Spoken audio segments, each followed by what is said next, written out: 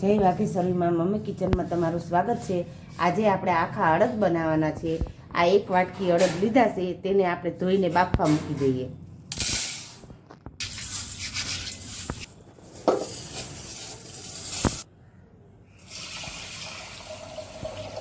દોઢ પાલા જેવું પાણી મૂકવાનું। આપણે દોઢ પાલા જેવું પાણી મૂકવાનું, તેની અંદર આપણે થોડુંક મીઠું નાખી દઈએ। આપણે ખાવાના સોડા એડ કરી દઈએ। 4 થી 5 સીટી વગાડી પછી જોઈને તેવું લાગે તો વગાડવાની। હવે આપણે આને સીટી વાગી ગઈ છે। હવે આપણે અડદને જોઈ લઈએ। હા, આપણા અડદ સરસ મજાના બફાઈ ગયા છે। હવે તેને આપણે વઘારી લઈએ। 4 થી 5 પાવડા તેલ આપણે લીધું છે। તેમાં આપણે થોડુંક જીરું એડ કરી દઈએ, થોડીક હિંગ નાખીએ, થોડોક મસાલો વઘારમાં, અને આદુ લસણની મરચાંની પેસ્ટ બનાવી છે, એ પણ આપણે એડ કરી દઈએ।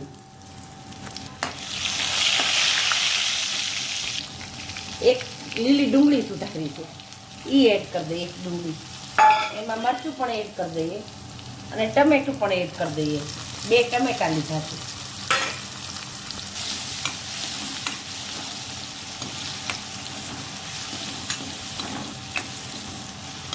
સ્વાદ અનુસાર મીઠું, અડદ બાફવામાં આપણે મીઠું નાખ્યું હતું એટલે જોઈને નાખવાનું સ્વાદ અનુસાર।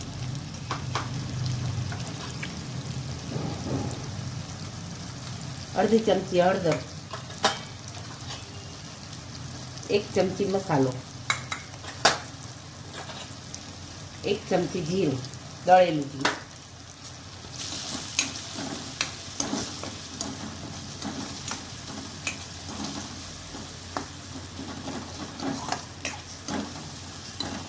ખાટું દહીં, 1 વાટકી ભરીને ખાટું દહીં,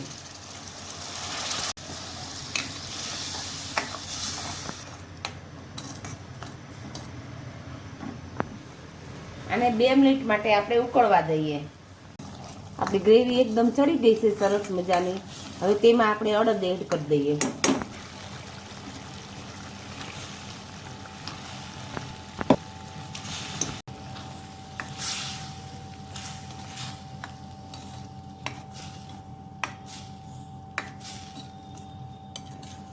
હવે આપણે અડદ થઈ ગયા છે। આવા રસાવાળા હોય તો જ સારા લાગે આ અડદ। આપણે થોડી કોથમરી પણ એડ કરી દઈએ।